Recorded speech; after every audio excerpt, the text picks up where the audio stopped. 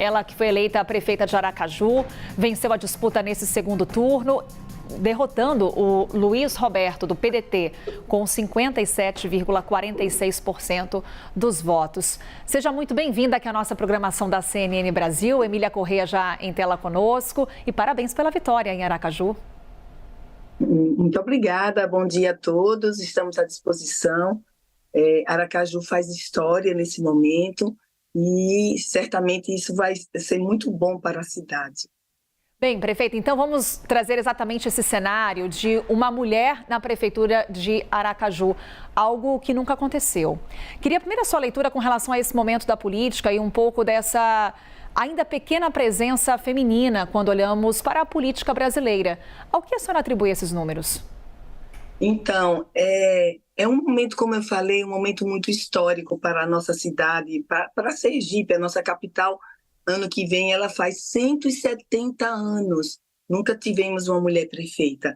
Então, dentro de um cenário político, inclusive, muito complicado, eu chamei aqui por muito tempo, desde a convenção, que seria furar a bolha do sistemão, porque é um grupo que está no poder há quase 30 anos, o mesmo grupo no poder, e isso ontem, nós estouramos essa bolha e, se Deus quiser, faremos uma gestão voltada para as pessoas, né? Eu sou defensora pública de formação, aposentada, sempre tratando dos menos favorecidos nos tribunais de júri, nos fóruns, e hoje eu vou poder aplicar muita coisa para os menos favorecidos. Quero uma gestão voltada para isso, principalmente no aspecto da saúde. Mas o cenário político aqui sofreu realmente, digamos assim, um choque de realidade.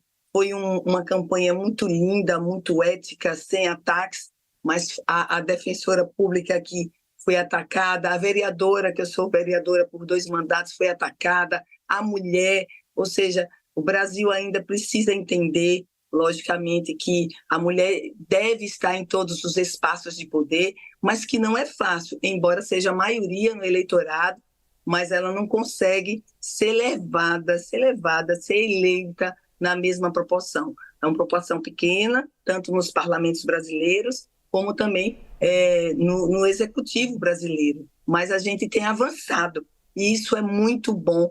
Eu entendo que isso gera inspiração para outras mulheres, ambiente que prevalece a figura do homem, e não é fácil a mulher estar ali inserida, historicamente falando. Então, nós estamos muito animadas em todos os sentidos. Emília Correia, que é a prefeita eleita em Aracaju. Pedro Venceslau, nosso analista, também participa dessa conversa. Pedro. Prefeita, parabéns pela vitória.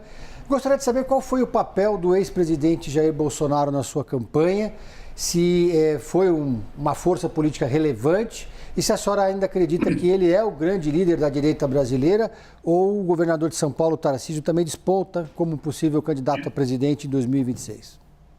Eu entendo que o presidente Jair Bolsonaro continua sendo o grande líder da direita. A participação dele aqui foi uma participação apenas de apoio à nossa candidatura, por fazer parte do PL, que é o partido que ele também faz.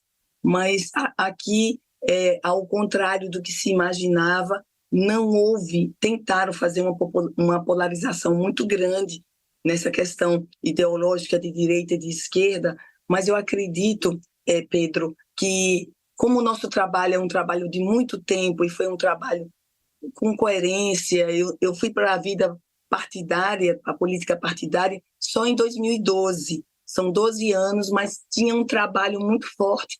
Acho que a figura da mulher, a figura da Emília Correia aqui em Aracaju prevaleceu, mas o apoio, inclusive gravado por vídeo do presidente Jair Bolsonaro, foi importante em termos da questão da direita, daqueles eleitores que entendem que a palavra dele, a recomendação dele é importante. Mas nós trilhamos uma campanha aqui que não foi polarizada, não conseguiram, digamos assim, nem a esquerda não conseguiu mostrar que seria uma bolsonarista e tal, embora a gente tenha os mesmos princípios e valores dentro do que se prega, né? Eu tenho aqueles princípios da direita, mas eu entendo também que é momento de união, porque eu penso que essa separação não leva os serviços sociais. Aracaju, por exemplo, é uma capital que tem um transporte público terrível, sucateado, a saúde está largada. Então, eu entendo que o povo de Aracaju viu o momento de cuidar dessas coisas, né? E ser cuidado por uma mulher que eles já conheciam através da Defensoria Pública, através da vereança. Eu faço programas de rádio e televisão ensinando direito às pessoas, e essa figura acabou prevalecendo na confiança dos aracajuanos e aracajuanas. Então, a gente tem que cuidar da cidade, das pessoas. A questão da ideologia, muitas vezes, apenas divide e não chega na prestação necessária para o povo. Prefeita, parabéns pela sua vitória. Pedro Duran aqui, um prazer conversar contigo na CNN. Eu queria mudar um pouquinho de assunto para poder trazer uma imagem que viralizou nas redes sociais depois da sua comemoração, que foi a senhora maquiada de leoa. Temos aí a imagem para mostrar esse momento descontraído da prefeita de Aracaju. Podemos colocar a imagem?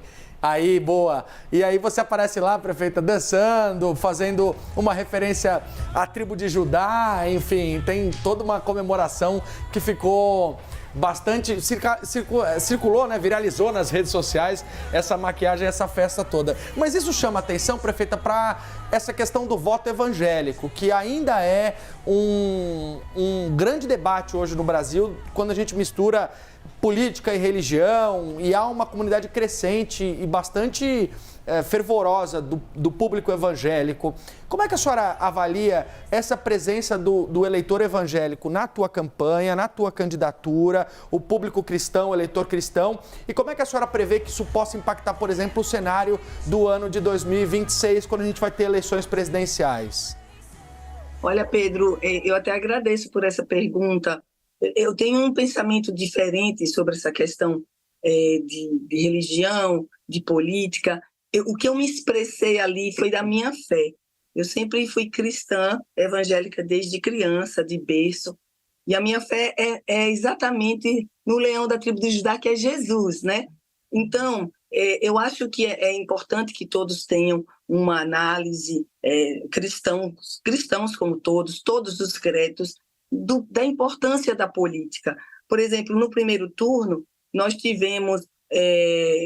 vencemos no primeiro turno, mas teve um apoio de algumas igrejas para uma outra candidata e não atrapalhou que a gente vencesse no primeiro turno. Eu acho que a força de cada voto, de cada cristão, de cada credo no voto é importante. Acho que também, e fé é um momento, fé é uma coisa muito de foro íntimo, em quem você crê, qual é o Deus que você crê. O meu é Jesus, né? O leão da tribo de Judá, por isso que a gente fez aquilo.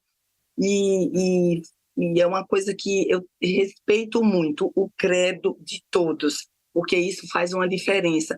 Agora, o voto dos evangélicos tem crescido, mas a gente também tem que apurar em que sentido, em que direção. Foi muito importante. Para mim, cada voto é importante. E eu não quero nunca, por exemplo, utilizar, né, eu uso da minha fé para propalar o meu Deus, mas eu não quero utilizar, por exemplo, igrejas, nem a fé dos cristãos, nesse sentido de manipulação. A gente, às vezes, vê muito isso. Eu acho que todos são livres, cristãos ou não cristãos, para escolher os seus gestores, os seus parlamentares. Eu sigo nessa linha, mas cada voto, para mim, é de muita importância. E essa fé que você viu ali, através da leoa, né? Através da leoa, é para cuidar mesmo da cidade, com a fé que eu tenho em Deus. Eu digo sempre, se eu me tornasse conhecida por alguma coisa, eu gostaria de me tornar conhecida como uma mulher de fé, porque ela me sustentou em vários momentos, a fé nesse Deus, mas isso sem discriminar, nem separar ninguém por causa do credo. Emília Corrêa, prefeita eleita de Aracaju, mais uma vez, muito obrigada por essa conversa conosco, mais uma vez também parabéns e bom trabalho aí em Aracaju.